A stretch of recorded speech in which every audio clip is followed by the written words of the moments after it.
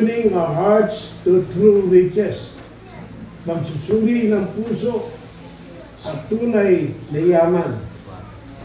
Siyasatin natin ang ating mga puso kung ang ating pinagtitipon sa buhay na ito.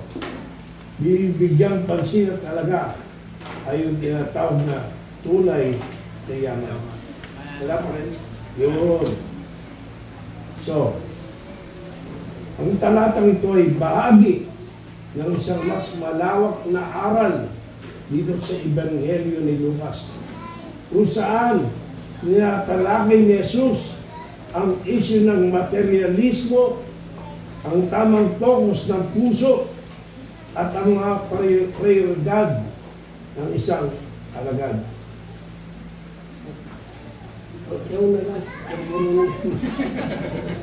Thank you. Tungkol sa priority ng mga alagad, no? At sa mga naglunang talata, nagbigay babala si Jesus laban sa kasakiman at inikayat niya ang kanyang mga alagad na ituon ang kanilang atensyon sa mga spiritual na yaman at hindi sa pansamantalang mga kayamanang material ng mundong ito. Okay? At sa konteksto nito, ipinaalala niya sa kanyang mga alagad na ang kanilang yaman ay magsisilbing gabay sa kanilang puso na nagpapakita ng malalim na koneksyon ng mga pagpapalaga ng isang tao sa kanilang kalooban na buhay spiritual. The deep connection between one's values and their internal spiritual life. At ang immediate context naman ng ating teksto ay isang aral tungkol sa pagiging prepared and vigilant habang hinihintay ang pagbabalik na muli ng ating Panginoong Jesucristo. The same challenge sa atin. No? We should be prepared and vigilant while we await the return of our Lord Jesus Christ.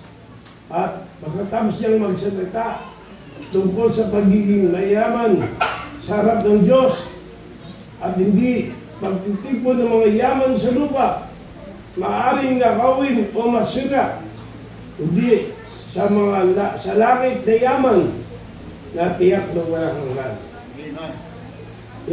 Kaya yung tanungin ko muna kayo, kung ano ba yung mahalagang bagay meron kayo sa iyong buhay na kailanman ay hindi nyo ipagbibili o ipagpapalit sa ano paman sapagkat napakalaga. Anong bagay meron kayo sa iyong buhay na hindi nyo ipagbibili o ipagpapalit sa ano paman sapagkat walang katumbas na halaga. No? Maaaring ito ay pinamana sa inyong ng mga magulang or cherished possession nyo. Pero ngayon, yun nga ang ating paksa ay pag-aralan natin ang tunay na yaman. So, first point, the truth about treasure, ang ating pag-usapan. Ang katotohanan tungkol sa yaman. The truth about treasure, ang katotohanan tungkol sa yaman. Ano ba yung kahulugan ng yaman dito? Anong kahulugan o tinutukoy na yaman ng ating Panginoong Jesucristo? Ang yaman o treasure ay hindi lamang tumutukoy sa material wealth, kundi pati na rin sa anong bagay na pinakamahalaga sa isang tao. Whether money, possessions, relationship, or status o katayuan. Yan ang tinatawag na yaman. Hindi pera lamang. Okay? Yan ang tunay na ating pag-uusapan yon.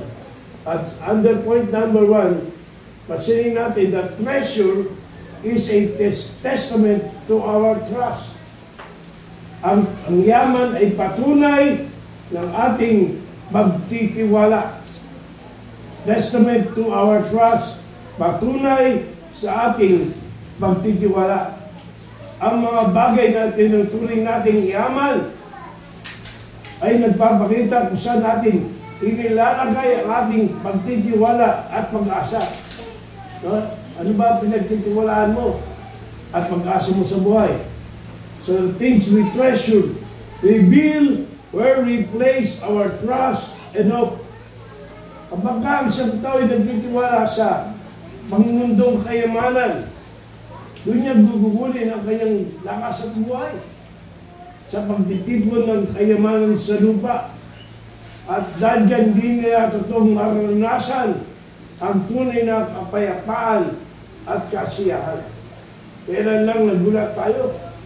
Nakita natin sa Facebook, sa dyaryo, ang buhay ng mag-asawa, ng pamilya, na sobrang yaman.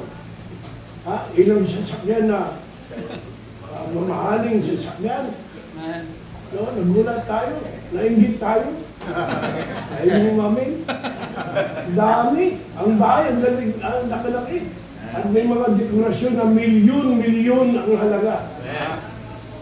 At nag-ibang pa yung mga asawa, di ba sa interview ni Julius Babaw, meron na lantad yung mga ghost projects na yan. Yung flood control project, sila pala nag-control sa project. Lahat. At pinakita ng isang DPWH, ang daming pera. Ang ganun pala, maraming pera, meron na. Yung mga tayo nakautak. Kailangan panahon natin. Pero masamang yaman. Sabagat bakit? Hindi ba kami nagtatax? Di ba yung pastor? Pero may mga member ng church na nagtatax. Kung hindi magtatax yun, sayang yun. Opening decent church yun. Pag-proyekto rin ng church yun. Pero kailangan magbayad ng tax. Kahit na maliit ng sweldo, mahirap ang buhay. Kailangan magbayad ng tax. Para saan? Para nakawin ng mga tao doon. Kanina, meron kasi akong nabili sa online na software para sa mga TV. Daming TV channel. At pinanood ko sa Channel 7. Una sa Reporter's Notebook. Reporter's Notebook yung tawag nila sa Channel 7. Na pinakita yung buhaya. May alagang buhaya. At sabi niya, ang buhaya hindi talaga swapang. Hindi talaga matakaw. Pag binakain mo ng 3 manok yan at busog na, pag bigay ka ng manok, hindi nakakain yan. Yes. Buhaya. Hindi kagaya ng mga congressman na yan. Nasobang takaw. Ang dami ng pera. Hindi ba tumitigil? Kaya sabi ng palabas, huwag mong ikumpara sa buhaya.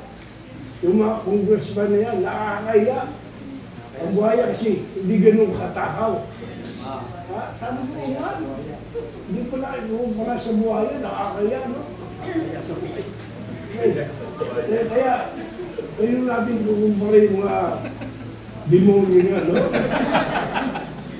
Diba? Walang kabusugan. Sobrang galing. Sobrang takaw. Alam naman natin na pag dumatay ka, hindi mo matadala sa kabilang buhay yan. Pero ganun nangyayari.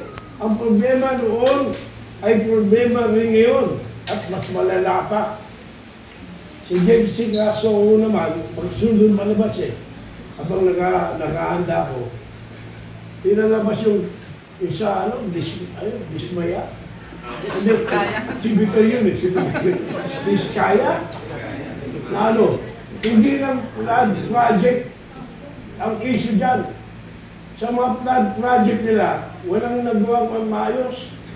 Sa Binyan, sa Bulacan, maraming project yan Sa Bulacan, wala talaga kahit isa. Pero nakalagay, 77 billion per project. Na lahat ay total na bilyon. Pero wala. At nakakaawa yung mga kababayan natin doon. Nalulunod sa baha. Sila at ang kanyang mga property Samantalang dapat pala ay hindi ganoon. May pera. Pero hindi. Nabuhaya, hindi, nabismaya. At minakita mayroong ospital na ang budget billion din. At sabi sa report, tapos na nung puntahan ni Jessica So, mga bakal lang nakatayo. Meron bang member yung kamag-anak niya ni Sky? Nagwawala. Nagwawala. Ha? Wala ba siya? Nakakainis. May nunong lagat at sabi sa report, tapos na ng September 24. Pero puro bakal lang. Tapos may mga eskwelahan. Eskwelahan, mga kapatid. Na imbis na ginagamit ng mga bata. Hindi. Bakit? Hindi tinapos. Ha? Imbis na ginagamit ng mga makaral. Hindi natapos. At kay Diskaya rin yun. Sa mga Diskaya rin yun. Bakit gano'n? Kasi iniisip nila para sila maging masaya, maging payapa, ay magkamahal ng pera. Ngayon, tanungin ko kayo, may kapayapaan ba sila ng puso? Masaya ba sila sa nangyari sa kanila? Hindi. Hindi. Kaya nga, tunay yung sinabi ni Charles Spurgeon. Sabi niya, a man's treasure reveals his trust. When he invests in his heart, he reveals his hope. At kung sa kayamanang panlupa ka umaasa, isang bagay lang, sinasabi ko, ikaw ay mabibigo. Sabi ng Panginoon, hindi ka bibigyan yan ng tunay na kapayapaan at kasiyahan. Now, hindi ibig sabihin nito masamang magkaroon ng pera, ng ari-arian. Hindi. Kahit ang Bible, discourage yan. Nagpapahinga kayo ng malaking simbahan eh. Hindi masama yan. Ang masama ay kapag kayo na ang ating kayamanan, yung mga material na bagay na ang ating pinagtutuunan ng ating puso, ng ating panahon, ng ating lakas, yun ang masama. Kaya nga, yung treasure ay patunay sa ating pagtitiwala. Saan ka nagtitiwala? Sa mga material na bagay? Sa pera ba? O sa Panginoon? Patunay ang dapat pagtiwalaan. Okay ba kayo? Amen. Okay. Nanginginig ba kayo? Amen. Salamat. Unawain lang, nahirapan ako. Pangalawa, treasure is a test of our trust, a true-heartedness. Treasure is a test of our true-heartedness. Ang yaman ay pagsusuri ng ating katapatan. Pagsusuri ng ating katapatan. True-heartedness, ang ibig sabihin ay devotion and loyalty based on true-heartedness. Devotion and loyalty. Kung ano ang tinetreasure natin, ito makita yung ating allegiance. Allegiance ng ating buhay. So, kung ano tinetreasure mo. Kung pera tinetreasure mo, diyan pupunta yung katapatan. Yung dedikasyon, yung devotion. Kung Panginoon, sa Panginoon nakatuon ang iyong katapatan at devotion. May mga paraan para malaman. Tunay ba na sa Panginoon ang iyong devotion o sa ibang bagay? Ha? May halimbawa pa tayo dyan. Ang prodigal son. Ang alibughang anak.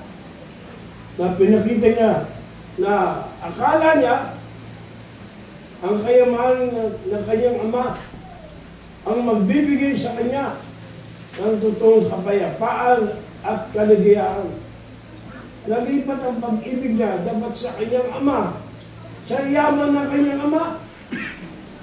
Pero sabi ng kwento, so, ang ending, nakita niya na babalik siya sa paanan ng kanyang ama sa mga doon ang totoong kaligayang hanap niya sa kanyang buhay. No? Hindi yung yaman na material. Yun ang lesson ng prodigal son. At marami mga kasyal na nakakalungkot din man na pag binagpala ng Panginoon, imbis na ang pag-ibig at debosyon ay tumibay sa Panginoon, ay nalilipat doon sa magpapala. They love the blessing more than the blessor. Inibig na yung trabaho, inibig na yung maraming material na bagay, at pinabayaan na tungkol sa gawain ng Diyos. Nakakalungkot yan, marami sa amin ganyan. Pero sa amin sa Paranaque, na-share ko lang, wala bata nasa church. Tinutulungan namin hanggang makapagtapos sa college. Bibigyan ko ng allowance sa mga anak ng member. At napagtapos, magna cum laude. Dalawa yung isa. Yan. Nakapagtrabaho. Call center lang yung pinasok Simula nun, di ko na nakita ang anino. Di ko alam kung na-rapture na. Hindi na nakita. Ang dahilan dahil sa trabaho. Buti sana kung nag-iigang ko din wala rin. Wala na talaga. Nakalulungkot yun. At siya lamang yung halimbawa na nalilipat ang pag-ibig sa material, imbis na patuloy na pag-ibig sa Panginoon. Kaya nga, yung araw, di pa ko nakapunta ng Amerika. Bali may nagtatanong sa akin, may plano ba? Kung lulobin ng Panginoon. Kung alam ng Panginoon, pagpunta ko ng Amerika, hindi magbabago ang puso ko. Hindi magbabago paglilingkod sa Kanya. Baka pagpunta ko ng Amerika, nagtambo na ako noon. At kalimutan ko na yung aking tawag dito. May ganun. Diba? Kaya, nangangarap tayo na yumaman sa tamang paraan. Pero, meron bang pasubali kayo na, Lord, kung yung yaman na yan, ang magiging dahilan para ikaw ay aming talikuran, okay na ganito ako.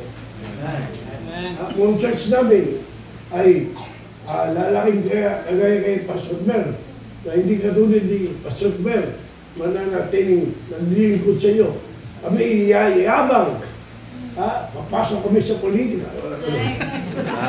At iyabang na, Lord, okay na kahit ilan lang kami. At malito ng aming simbahan. Sabagkat ikaw ang aming totoong yaman. No? Nakakalungkot yun. Magandang mga anak. Pero timbangin natin. Mapekto ng ating katapatan sa Diyos. Huwag na lang. Di ba na lang? Tayo laki naman sa hirap Laki na tayo sa hirap. Kaya hindi na issue yung. In fact, ang maraming issue, yung yaman nga. Yung nagkwento ng Diskaya, dati lang silang nahirap, simple ang buhay, nakaranas, simula nung maging contractor ng DPWH. Pero baka may maging contractor na. May bimatakan. May member ba na itong contractor? Meron. Ibig na kaya alam ko mo niya. Pero, di ba rin na? Hindi natin kailangan ng gano'n. Kung Kristyano ka, naiintindihan natin na hindi yun ang yumaman na yung Diskaya, simpleng buhay, sobra-sobra. Hinukwento pa yung mga sasakyan, hindi naman nila ginagamit. Para saan yun? Diba? Para saan yun? Payabang?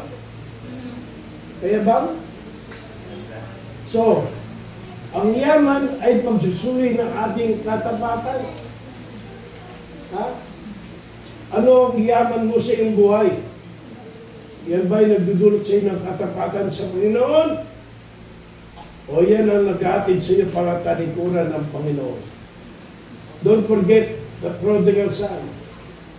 Huwag ilipat ang pag-ibig natin sa yaman ng ating Ama, kundi manatiling ang ating iniibig ay ang Diyos Ama. Treasure is a testament to our trust. Treasure is also a test of our true-heartedness. And number 3, treasure is a trigger for our thoughts.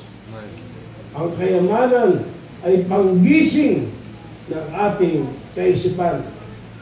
Panggising, trigger for our thoughts. Our minds will always reflect the things we value. We think about what we treasure. Now, mga kapatid, bago dumating ang anibersaryo, iniisip niyo ba ito? Iniisip niyo ba yung ihahandog niyo sa Panginoon? Iniisip niyo ba yung inyong kakantahin? Iniisip niyo ba yung inyong ipagkakaloob sa Panginoon? Walang anniversary, walang offering. Dapat bago dumating ang anniversary, meron kayong nakalaan na Thanksgiving offering nyo sa Panginoon. Hindi lang anniversary. Every time kayo sasamba, dapat meron kayong nakahandang offering. Iniisip nyo how to please God. Hey! Bago dumating araw na ito, ito ba naman ang isipan nyo? O iniisip nyo, naku, merong project sa trabaho, sa Lunes. Naku, may project sa school. Instead na sa gawain ng Diyos, naka-focus, hindi natin sinasabi na masamang isipin natin yung ibang bagay. Pero ilagay natin sa tamang kalalagyan. Gawain ng Diyos eh. Dapat natin isipin, how can we give our best to God? Every Sunday, yun ba nasa isip nyo? To give your best to God? O ang iniisip nyo, kailangan maganda damit ko para makita nila bagay sa akin. Kailangan maganda akong kumanta, okay lang yun. Para marinig nila, para sabihin, galing mo kumanta. Tingnan natin ating motibo. Yan laging sinasabi ko, narinig na ni Pastor Noel, kina Pastor Ber, nasa anniversary, makinig kayo. Bago mag-anniversary, busy tayo. Mag-anniversary, tuwang-tuwa tayo. Magkainan na, may take-out pa tayo din. Amen. Pero ang tagumpay ng isang anibersaryo, makinig, mga singer, ang tagumpay ng isang gawain ay hindi dito nagtatapos. Amen. Marami nga kumakanta, pagtapos ng kanta, wala na. Preaching, hindi na nakikinig eh. Buti ito, nakaya doon. Kasi kung bukas yan, nasa labas yan. Nagdadaldalan. Mainit doon, pero dito. Dito nagdadaldalan, yun lang. Nagchat-chat lang. Tapos kinabukasan, Sunday bukas. Absent na agad. Absent na, kinabukasan. Wala na. Sabihin, pagod kasi sa anniversary. Magpapahinga para makapaghanda sa Lunes. Mali. Mali. Nakita niyo kalagayan ko, hindi ko tinataas sarili ko. God forbid na gano'n. Pero nawa, gamitin din ng Panginoon nangyari sa akin. Pwede na lang maiga ako sa bahay namin eh. Matagal na rin akong maglingkod eh. Nakikita ko lang si Pastor Ber, tuloy pa eh. Iba senior sa akin yan. Nakakaya. Marami tayong gawing dahilan. Tingnan niyo yung mga nauna sa inyo. At mapahiya kayo. Tingnan niyo yung ibang tao. Lagi sinasabi ko, noong year 2000, inoperahan ako. Kalahating bitok ako, tinanggal. Left kidney ko, tinanggal. Speed ko, tinanggal. Binawasan pancreas ko. At 2 years ago, ay 1 year lang, tinanggal apto ko. O, may andaan na kayo mamaya.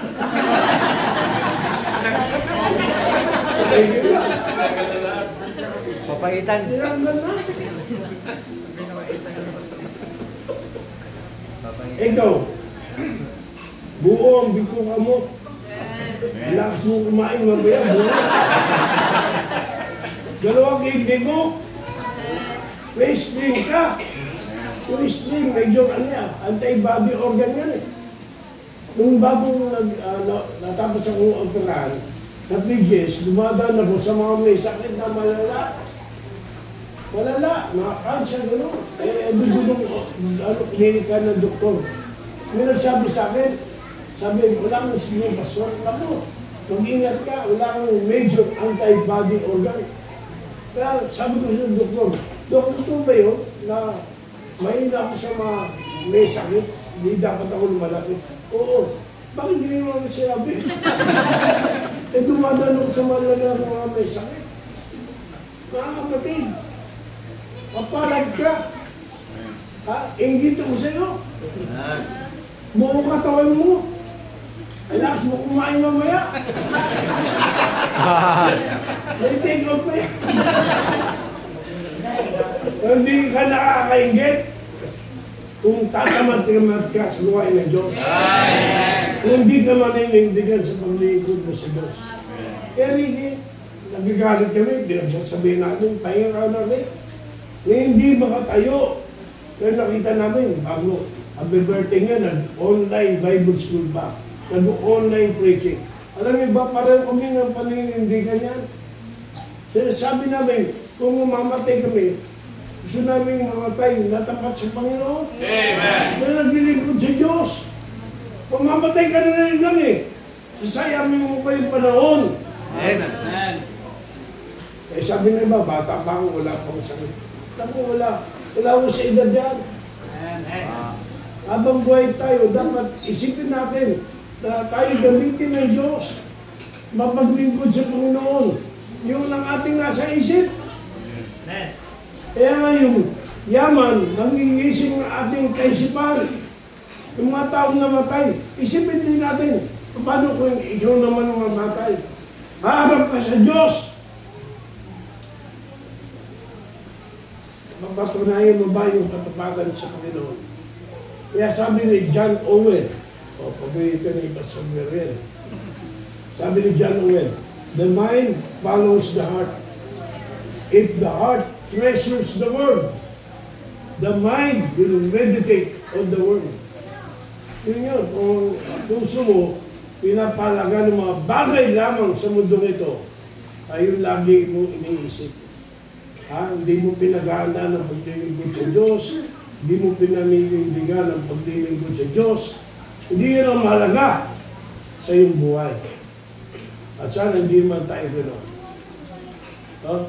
Sana hindi tayo gano'n. So, yung treasure, ayan ang truth about treasure. Now, secondly, pag-usapan natin yung test of treasure. The test of treasure o pag-susuri ng yaman. Paano natin ma-assess kung ano talaga yung ating treasure? Ito, para hindi tayo mahirapan. Paano natin masusukat, alalaman, kung ano talaga yung ating yaman, o ginuturing ni yaman. Una, the test of time. Pagsusuri ng panahon o oras. Ibig sabihin, kung saan natin ginugol ang ating oras, ay isang palatandaan na ating pinahalagaan. Kung ang oras mo, saan mo ginugugol, ibig sabihin, yan ang iyong yaman. Kaya tanungin natin sarili natin ngayon, saan natin ginugugol ang ating oras? Sa cellphone ba?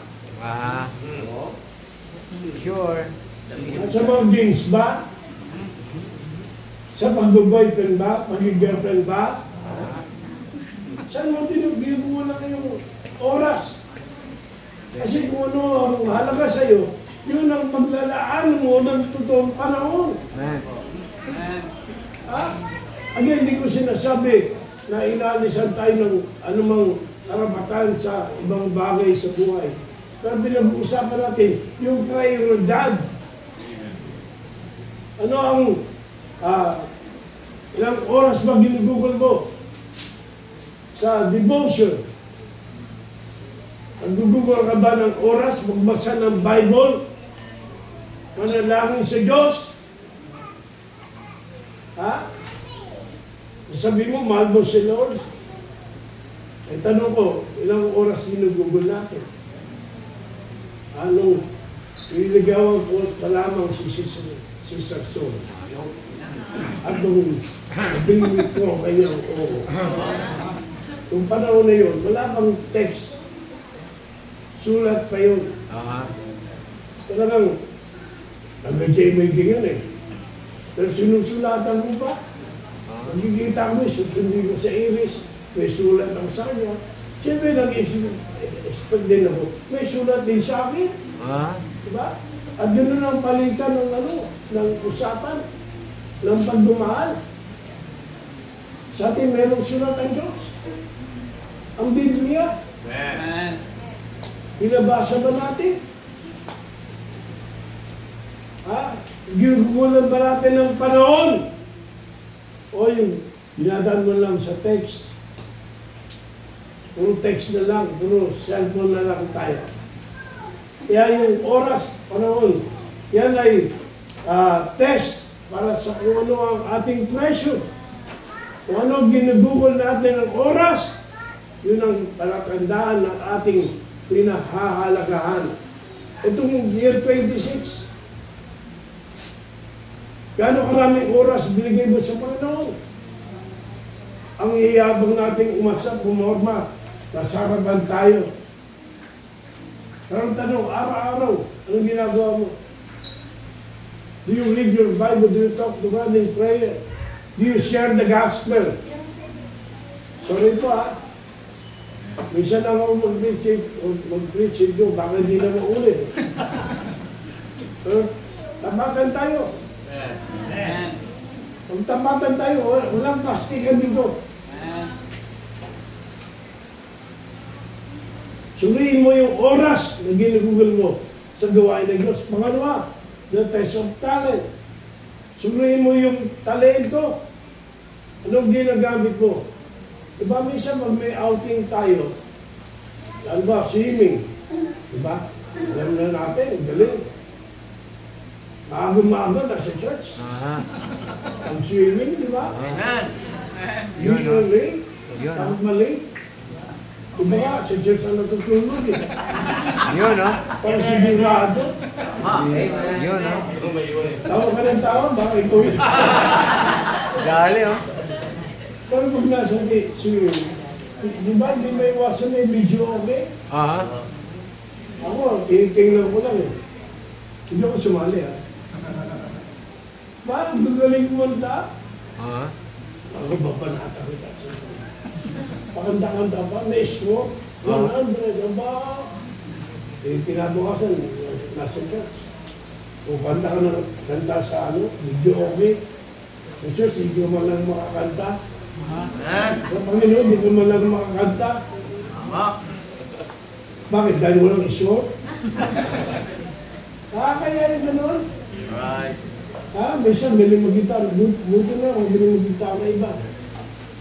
Iba, sa ibang bagay, magaling mag-gitara. Yung talento, sa ibang bagay ginamit. Alam niyo ba yung parable of talents? Bagamat pera yan. Kung ginagamit natin yan bilang ilustrasyon sa talent.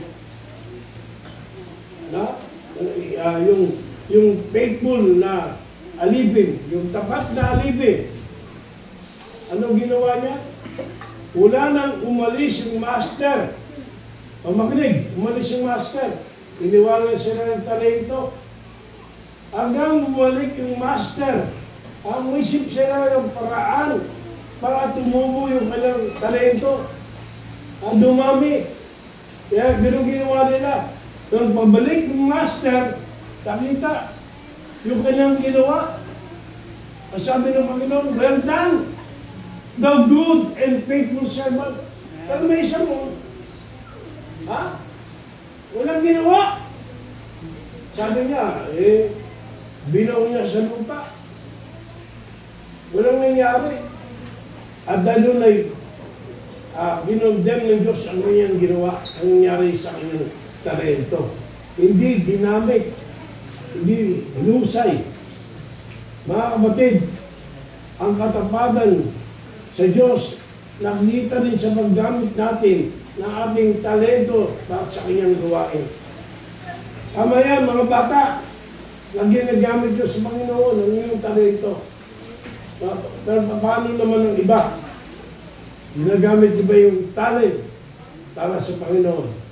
So may test of talent. At higit sa lahat, mayroong test of treasure. Pagsusuri ng yaman. Ibig sabihin, kung saan natin inilalagay ang ating pera, doon matutukoy ang ating yaman. Kung ano ginagastusan mo? Kung gastusan mo, Shopee. Yun, no? Ano ba ba isa? TikTok. Lazada. TikTok. Okay. Yan ang iyong yaman. Okay kayo. At pagdating sa Panginoon, offering na naman.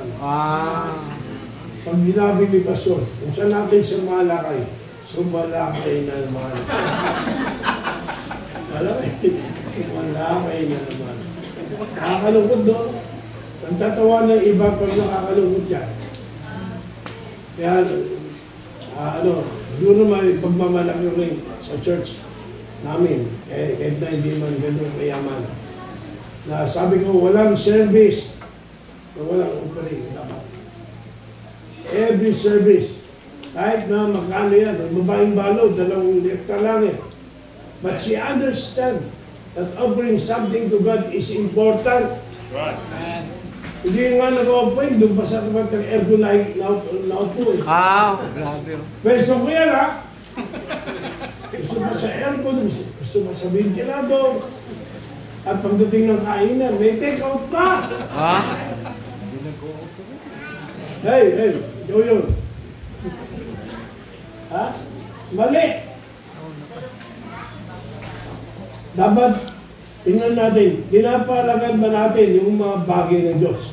Sabi ni Randy Alcorn, sa protection naman, sabi ni Randy Alcorn, your treasure is where you are most vulnerable. Yan. Your treasure is where you are most vulnerable. Ang damang gastusan kung gawain ng Diyos ay yung pinapahalagahan. No? Nakatutuwa yung aking mga anak. Hindi magulong kalaki. Pero natutun silang magkaloob. 20%. Hindi lang 10%, 20%. At nakita ko naman sa Panginoon na pinagpapala ka nilang buhay.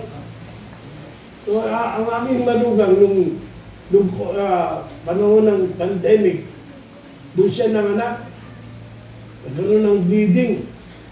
At habang nasa ospital, alam niyo ba, siya ay na-COVID. Natapos sa mga anak na COVID. At ginasos sa ospital, 1.3 million. Siya nahanapin. Kaya kami, lumapit siya, hindi po sa maling paraan. Nagbibigay yung presidente, kinuha namin, kahit magkano lang. Wala ata sa presidente. Pero sa vice president, Enredo, kahit paano. Hindi ako sumali yun sa PCSO. Hindi. Kasi hindi yan akin. At maraming tumulong din sa amin. At ang anak ko, nasa through credit card, ang utang niya yung natitirang balanse. 1.3. Pero nabayaran ng anak ko lahat yun. Nung nangyari na sila yung pailabas sa ospital, siya namang dating ng bills, yung tungkol sa kondo, sabi, lumipat sila sa kondo. At nagulat siya. Sa kondo yung mga hidden charges, ang mahal ng kuryente, ng tubig. Hindi nag-reklama ang anak ko. Humingi ng tulong sa akin. Sabi ko, hindi tayo ng tulong sa church. Maraming salamat sa mga tumulong sa alam mo, tsaka sa akin o yung mga sekretar. Pero natapos na lahat yun, nabayaran na lahat. Ha? Sabi ko sa niya, maging tapat ka sa Panginoon, kahit na may binabayaran, nag-iigab mo pa rin. Hindi naging problema sa kanya yun. No, ang problema sa iba, wala namang ganung problema. Pero hindi tapat. At alam mo, para tumahimik sa church, complete siya tungkol sa offering. Tingnan mo, tahimik yun. Ha? Nakalulugod yun, natatawa tayo.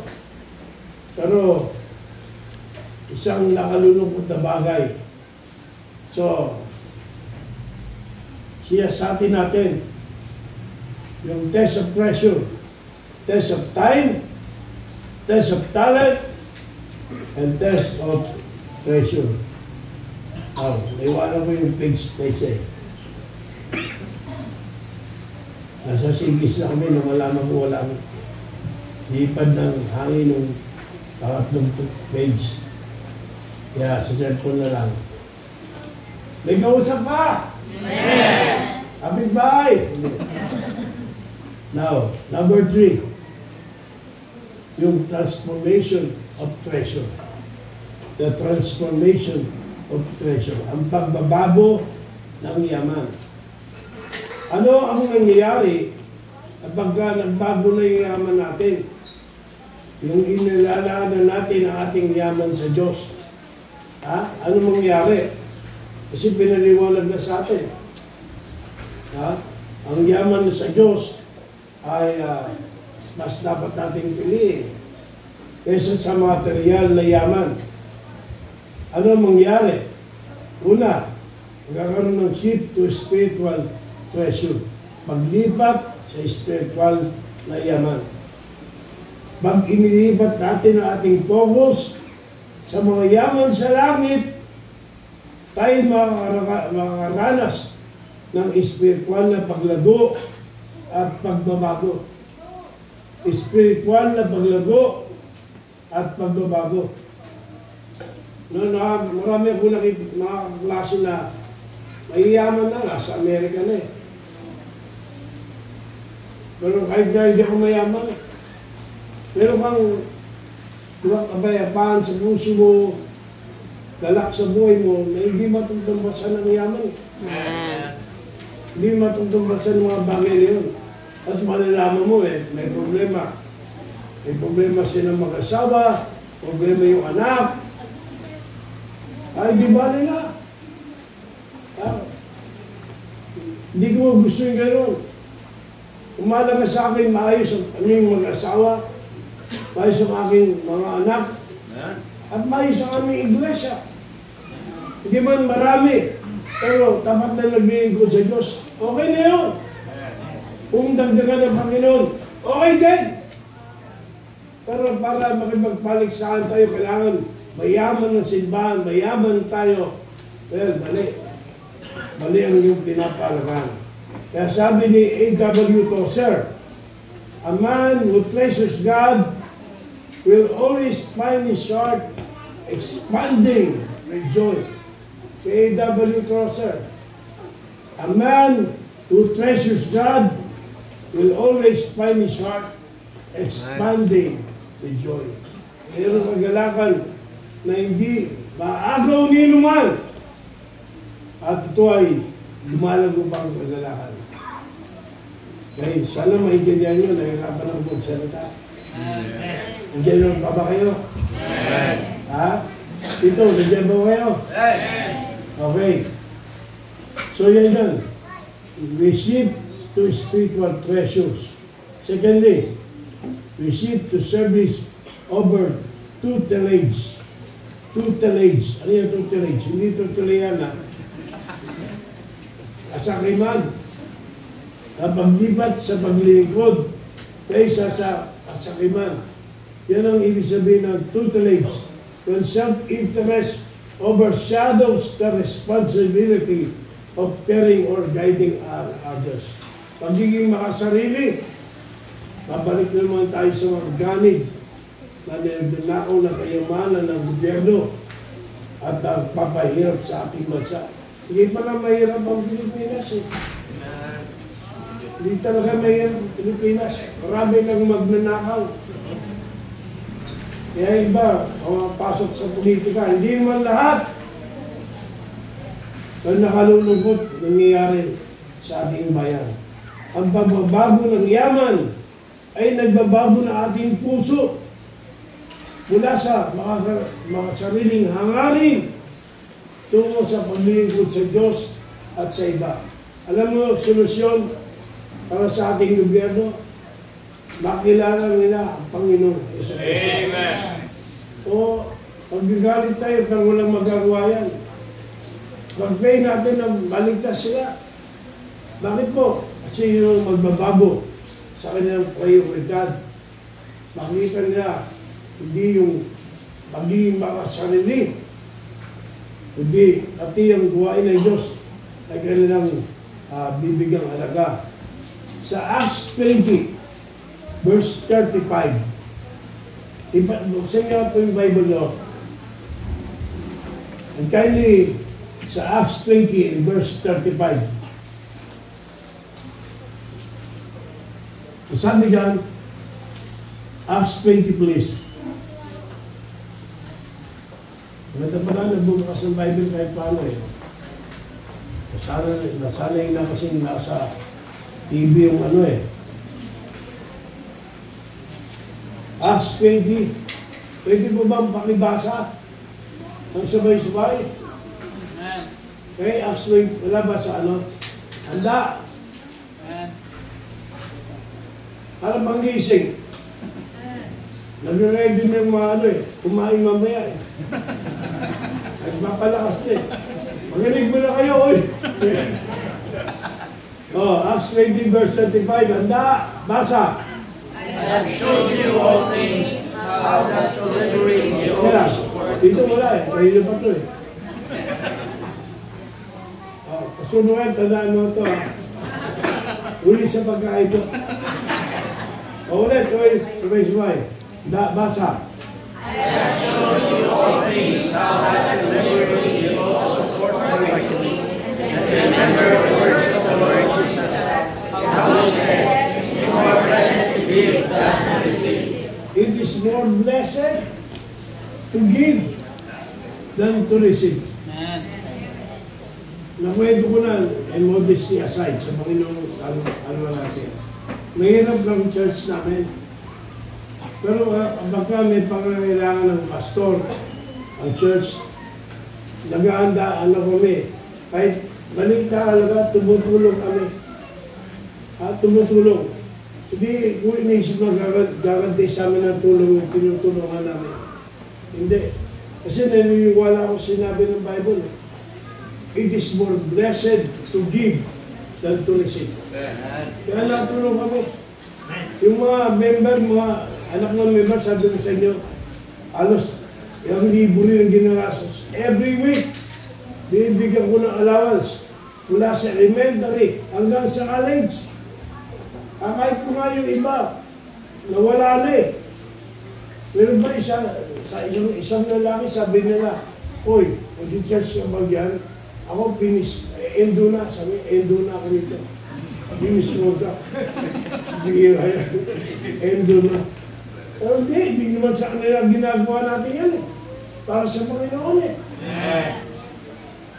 So yung pagbibigay, hindi yan mahirap. Kung naiintindihan natin kung ano ang totoong yaman, yung pera nyo mga kapatid, yung pera ko, pinahawak lang sa atin ng Diyos yan. Hindi tayo totoong may-ari yan.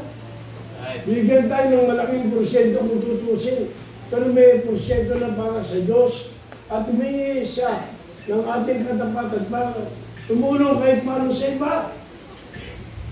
Pero ano nangyari sa atin? Naging sakit tayo, makasarili. Kaya maganda na sa pamamagitan ng mensahe ng Panginoon ngayon, ang panalangin ko, malipat yung paglilingkod dati, no? Ang ating yaman sa paglilingkod sa Diyos kaysa sa ating kasakiman. Huwag na tayong sakim. Huwag na tayong madamot. Huwag na tayong makasarili. Kung sarili, lamang natin ang ating naisip. And number 3, kailangan maliban ang ating security sa Panginoong Jesucristo mismo. Maglipat sa seguridad kay Kristo. Ang tunay na yaman ay nagdudulot ng walang hanggang seguridad kay Kristo.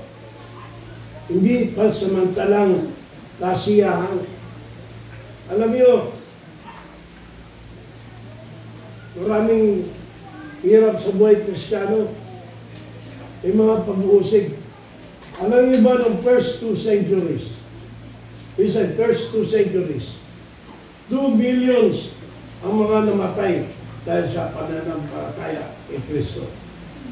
2 million martyrs. Inumpisa niya ng mga apostol at ng mga ibang karakter. Ang hirap ng ginawa sa kanila. Pinupugutan ng ulo. Meron isa prinsesa pa eh. Pero lamang Kristiyano, may buntis siya. Inuka yung kanyang tiyan. At masang labas yung kanyang anak. Yun ang ginawang pagmatay sa kanila. Iba ginagahasa sa harapan ng kanyang mga magulang o asawa. Mga baptist yan pinahirapan. For 2 centuries. 2 millions ang mga tayo ng mga Kristiyano. Wala silang bilhin na ganito. Hindi sila nagsusod ng mga uniform hindi yan sa kanyang pagsama. At ang tanging kailangan gawin nila, pakinig ko, para hindi sila patayin, para hindi sila mamatay. Alam niyo tanging gagawin nila? Mag-compromise. Mag-compromise. Sabihin nila sa Diyos, Lord, alam mo naman ang puso ko Sa harapan nila, ipagkakaila kita. Sa harapan ng ito, ipagkakaila kita. Pero alam mo sa puso ko, na talagang sa iyo ako. Gusto ko lang mabuhay at gamitin mo. Yun lang, kailangan nilang gawin para sila ay hindi patayin. Pero hindi nila ginawa. Mas gusto pa nilang mamatay, tatapat sa Panginoon, sa talikuran ng ating Panginoong Jesucristo. Mas gusto pa nilang mamatay, may dignidad, sa talikuran at magtraidor kay Kristo na naging tapat sa kanila. Nakalulungkot, pero nasa na kaya yung ganung klaseng mga Kristiyano ngayon? Where is that crowd now? Na basta lang pinag-uusig, basta lang naninindigan. Binabantaan ng kamatayan, pero hindi natatakot dahil kay Kristo. Nasaan na? Konting ulan lang, hindi ka na nag-church. Hindi ka lang nakamayan ni pastor, hindi ka na mag-church. Nabanggit lang yung pangalan mo o ginawa ka lang halimbawa sa preaching, hindi ka na mag-church. Nasaan na? Yung mga Kristyano gano'n. Yan ang hamon ko sa aming church. Yan din ang hamon ko sa inyo. Salamat sa mga pagpapala ng Panginoon. Magandang kasuotan, magandang buhay. Pero nasa na ang katapatan? Kung dumating ang pag-uusig, maninindigan ka ba? And again, lagi mo sinasabi, ito ang klase ng Kristyanismo. Listen, kung ito ang klase ng Kristyanismo na pinatatakutan ng Diablo, takot ang demonyo sa gayang klase ng Kristyanismo.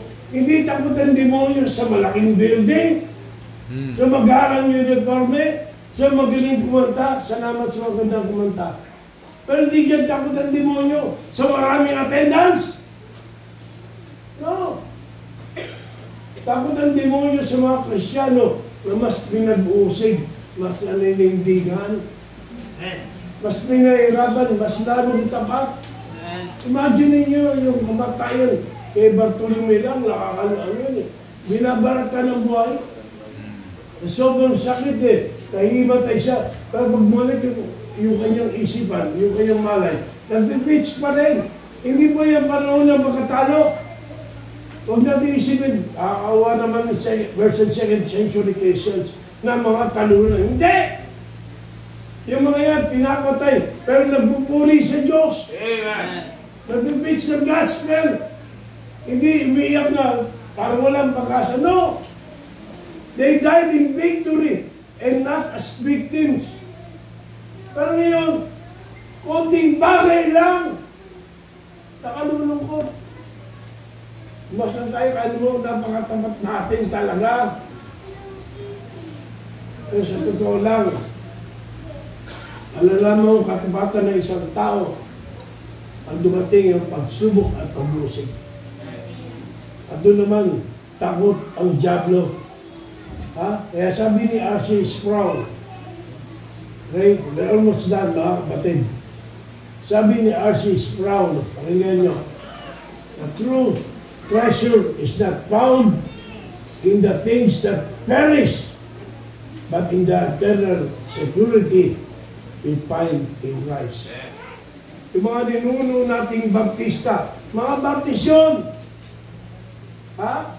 Hindi nila nais na mabuhay pa ng konti, pero magtataydor kay Kristo. Sabagat alam nila, ang tunay na treasure ay si Kristo. Si Kristo talaga ang tunay nilang kayamanan. Kaya pag pinapili ka, sino pipili mo? Si Kristo o trabaho? Si Kristo o barkada? Si Kristo o yung bisyo? Diyan natin sukatin. Yan ang mensahe nyo. Ano ang totoo nyo kayamanan? Patutuwa ko kay Pastor Wal, tamang-tama yung tema Sa totoo lang. Kasi marami ngayon, iba, yan ang problema, hindi naiintindihan. Sabi pa ng iba, follow your heart. At teka lang, depende mo ng heart yan. Ha? Kung heart mo ay tumitibok para kay Kristo, follow your heart. Pero kung yan ay sasanglibutan, don't follow your heart. Kasi sabi ng Bible, that is deceitful above all things and desperately wicked. Yung puso ng tao. Kaya nga sabi sa Proverbs chapter wait a minute. Sinulat ko na kanina. Okay, sa Proverbs, mga kapatid, pwede ba pakita natin ito? Verse chapter 23, verse 25. Okay. Chapter 23, verse 25. Ano sabi? My son, Ah, 86 pala, no? Yan, sorry. O, basa.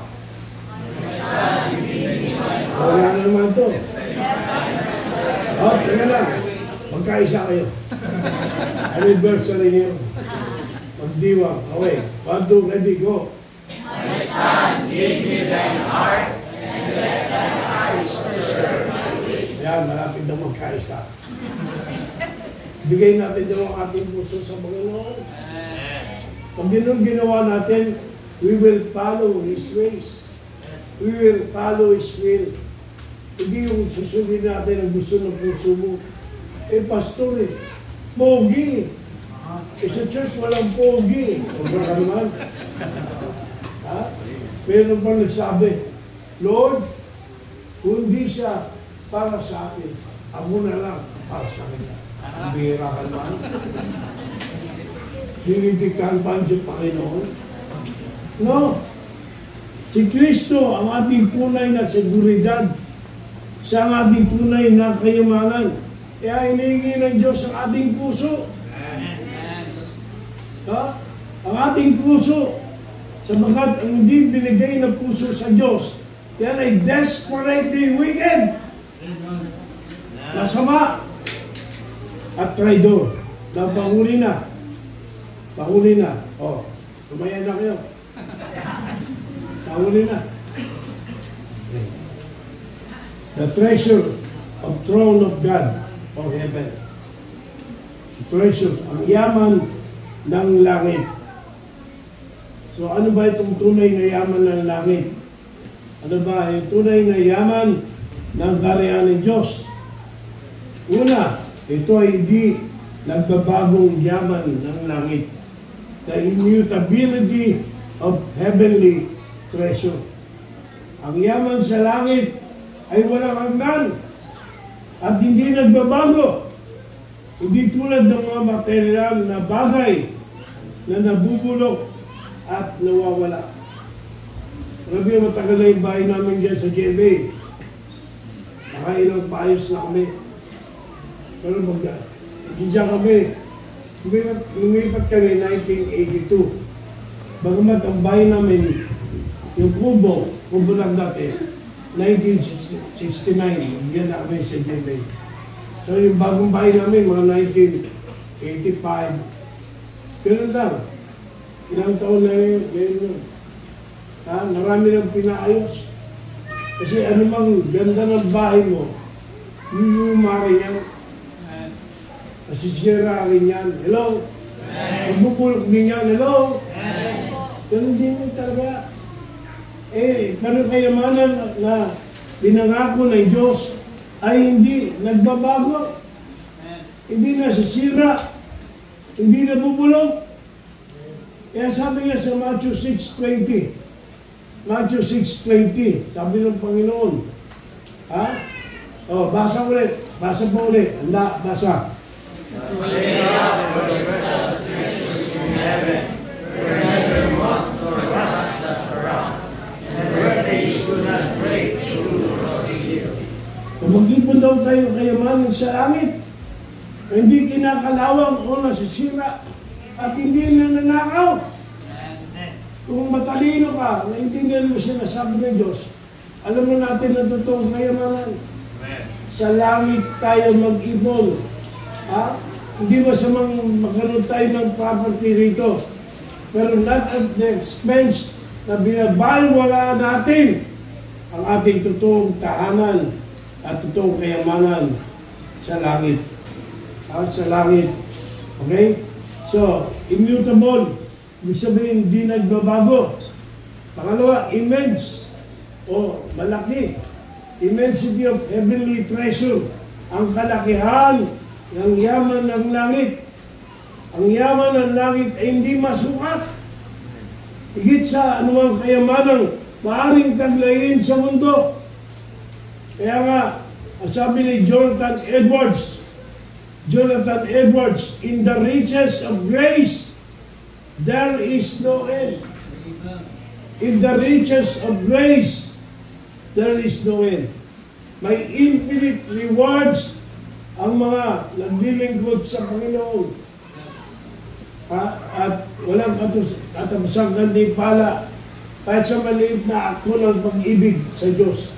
Diba sabi sa Bible, ang nabigay ka ng tuwig na malamig lang sa propeta, hindi nakalimutan ng Diyos yan. May gantimpala yan. At malaki, tandaan nyo, malaki ang reward ng Diyos, ang yaman para sa atin sa langit. Panghuli.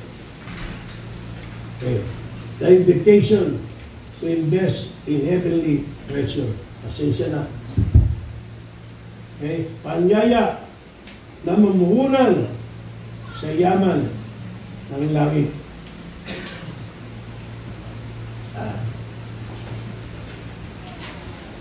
Paanyaya.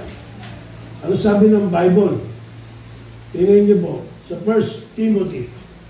I don't have this on the slide. Will you kindly help me? 1 Timothy 6:19.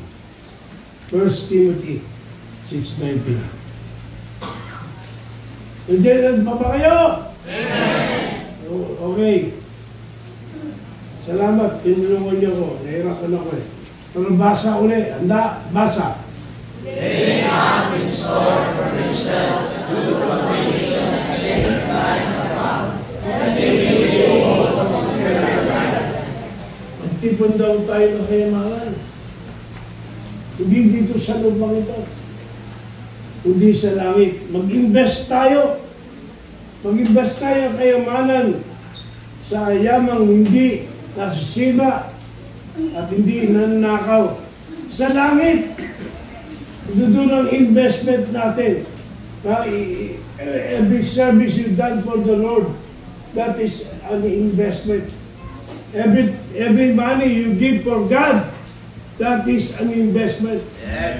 Every soul you work for the Lord, that is an investment. Walang taong matino isip na nag-abroad, di naman siya taga ron, umuwi rin sa Pilipinas. Pero lahat ng kanyang kinita, lahat ng kanyang natipon, doon sa abroad niya inipon. Hindi naman siya taga ron sa abroad eh. Kasi ano, galing niya sa abroad eh. Kung lahat ng yaman niya, yaman pa lang yan. Alaga. Inipon niya sa abroad, umuwi rito, ising kong diling wala. Palpak yan. Palpak. Kung talagang alam natin na tayo nasa ibang bansa, tayo taga-ibang bayan, sabi ng Bible, we are strangers only in this world. Then mag-ibon tayo sa tunay nating tahanan. Saan yun? Sa langit. Teka lang, hindi pang kwento tungkol sa langit eh. Pupunta ka ba sa langit? Kaya ka bang pupunta ka sa langit? Kaya yun ang problema, baka kaya sa tayong salita, tungkol sa yaman sa langit, ay pastor, di mo ang pupunta dyan eh. Sa impyerno ako. Make sure of your salvation. Kaya kinyo yung kaligtasan. At yung totoong ligtas kayo. Ito yung dapat natin maging hamon sa atin. Mga kapatid, hinahamon ko kayo ngayon, ang church na ito, to evaluate, suriin ninyo kung saan nyo inilalagak ang inyong yaman. You heard me right? Hinahamon ko kayo ngayon. Suriin natin ang ating puso. Ang dami ng pinaliwanag. Umuwi tayo sa isang bagay. Suriin natin. Ligtas ka na ba? Kung ligtas ka, suriin natin. Saan mo inilalagak ang iyong yaman? I encourage you. Ang nakarang mga taon, 26 years. 26 years na hindi nakapokus sa mga heavenly treasures, heavenly things, ang iyong puso't isipan. Masyado kang makamundo. Masyado kang makasalibutan. Materialismo. I challenge you. I encourage you. Baguhin natin ang ating focus. Let us focus our minds, our hearts sa mga bagay na ungol sa langit. Sabi ng Colossians 3, please, Colossians 3, verses 1 and 2. Okay, patubos na tayo. Colossians 3, verses 1 and 2. Colossians muna. Dahil sa, okay, handa, basa.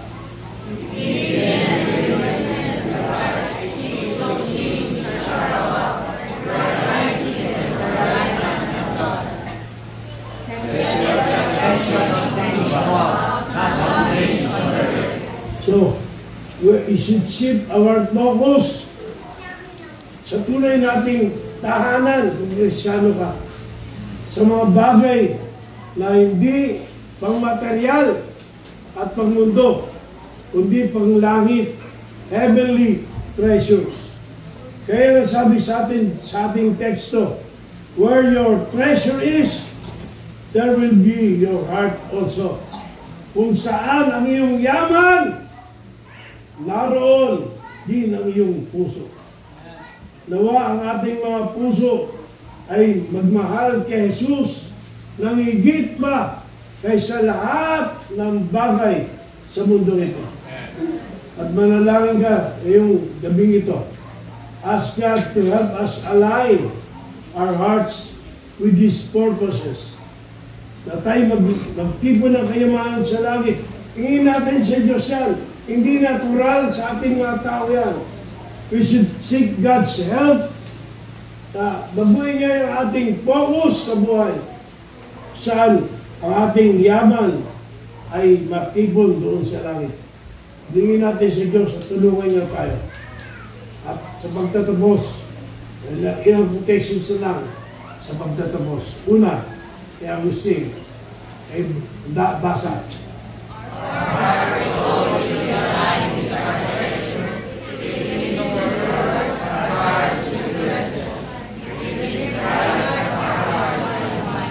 So, sabi ni Agustin, ang ating puso ay palaging nakakasama ang ating yaman. Kung ito ay nasa mundong ito, magiging magulo ang ating puso. Kundi kung ito ay na kay Kristo, magkakaroon tayo ng tunay na kapayapaan. Si Max Lucado, ay sinabi siya, handa, basa. Ang tunay na kayaman ay matatagpuan sa mga bagay na binibigay natin, hindi sa mga bagay na tinatanggap natin. At pangulay si Randy Alcorn. Basa ulit.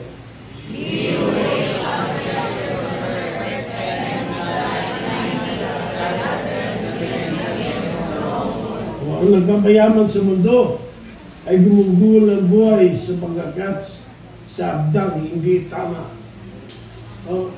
Anong abdan ang iyong inakyat? Ito ba yung tamang abdan? Anong yaman na nasa na iyong puso? Ito ba yung tunay na yaman? I pray that God use His message in my inadequacy. He is my sufficiency. Ano bang tayong lahat ay tumayo? At tayo manalangin.